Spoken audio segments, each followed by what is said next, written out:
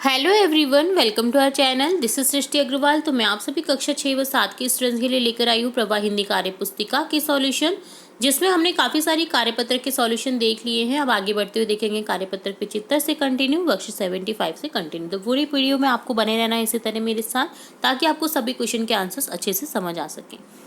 सबसे पहले कार्यपत्र 75 का सॉल्यूशन देखेंगे, जिसमें क्वेश्चन है निम्नलिखित गद्यांश को पढ़कर दिए गए प्रश्नों के उत्तर दीजिए। आपको एक गद्यांश दे रखा है जिसे पढ़ना है और रीड आउट करके आपको दिए गए प्रश्नों के उत्तर देने हैं।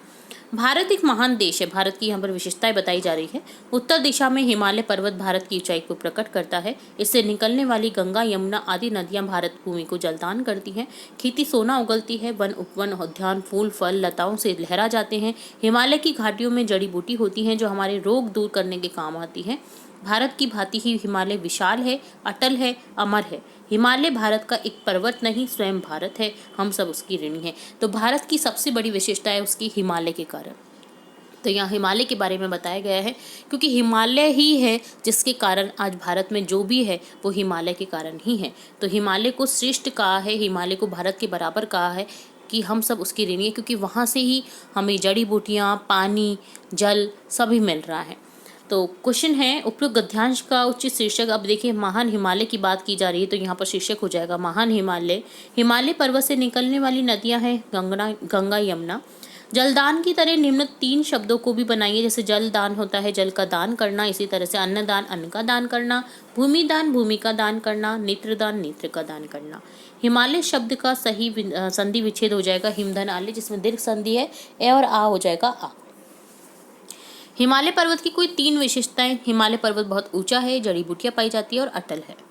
हिमालय पर्वत की महानता को किसके गौरव का प्रतीक माना गया है? हिमालय पर्वत की महानता को भारत के गौरव का प्रतीक माना गया है।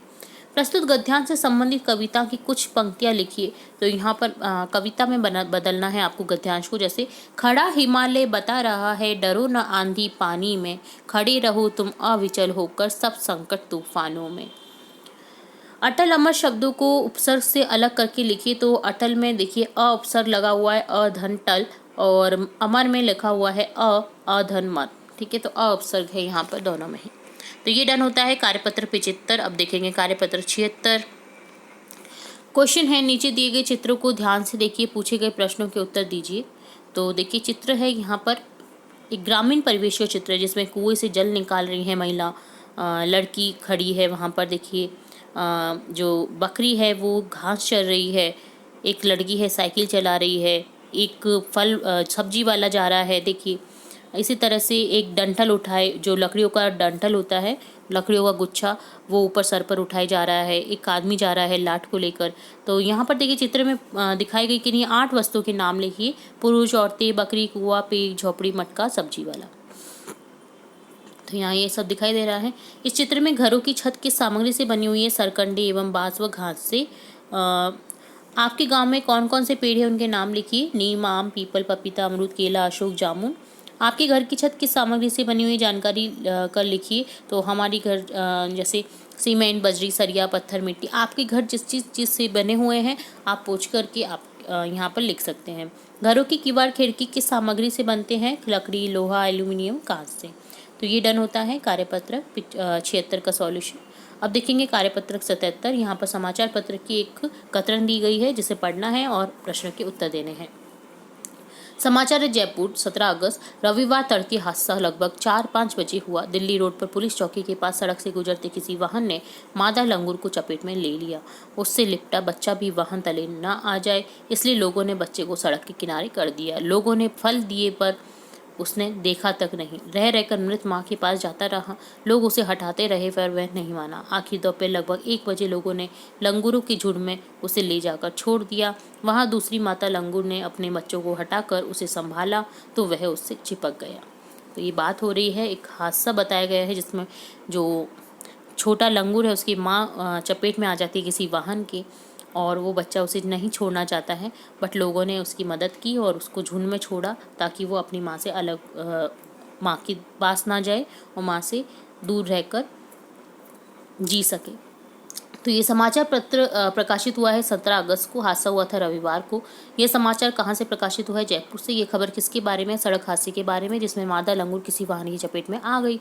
लंगूर के बच्चे ने लोगों की दी हुई चीज़ें क्यों नहीं खाई? क्योंकि उसकी माँ मर गई थी। आप घटनास्थल पर होते तो क्या करते? हम भी प्यार से उस बच्चे को चीज़ें खिलाते। सड़क दुर्घटनाओं में हर दिन बहुत से जानवर मार जाते हैं। इन दुर्घटनाओं को रोकने के लिए आप अपनी ओर से क्या सुझाव देना चाहेंगे? लिखिए। सड़क पर पर्याप्त रोशनी की व्यवस्था हो तथा वाहनों की स्पीड तय हो। तो ये डन होता है कार्यपत्रक 77। अब देखेंगे कार्यपत्रक 78, जहाँ पर एक कविता है जिसे पढ़ना है, प्रश्नों के उत्तर देने आपको दिए गए। ठीक है, तो कविता पढ़ेंगे। पूछ रही मछली कछुए से, क्या लगते हो मेरे? सांप पूछता कछुए से, हाल चाल क्या तेरे? सूरज ने धरती से पूछा, लगा रही क्यों फेरा? धरती ने सागर से पूछा, क्यों मुझको है घेरा? तो ये कविता है। ठीक है, तो अब देखेंगे क्वेश्चन।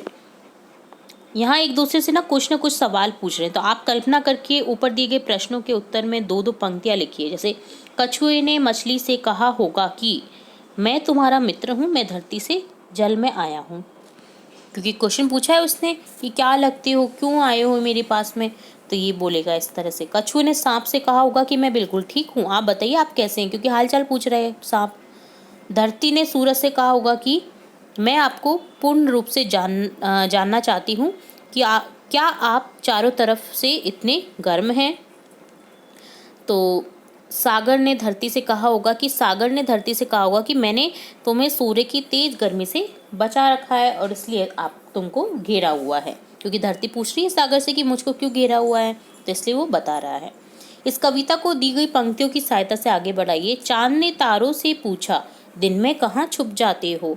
बादल ने पर्वत से पूछा, क्यों मेरा रास्ता रोका? पेड़ ने छाया से पूछा, मेरे नीचे ही तुम क्यों रहती हो? तो इस तरह से आपको आगे बढ़ाना था दी गई कविता को। तो ये डन होता है आपका कार्यपत्रक 78, साथ ही देखा 77 और 76 का सॉल्यूशन और 75 का सॉल्यूशन। इसी तरह हम आगे के कार्यपत्र के सॉल्यूशन भी देखेंगे और भी इंपॉर्टेंट वीडियोस आपकी कक्षा से रिलेटेड देखेंगे। तो जुड़े रहें हमारे चैनल के साथ। वीडियो को पूरा देखने के लिए धन्यवाद।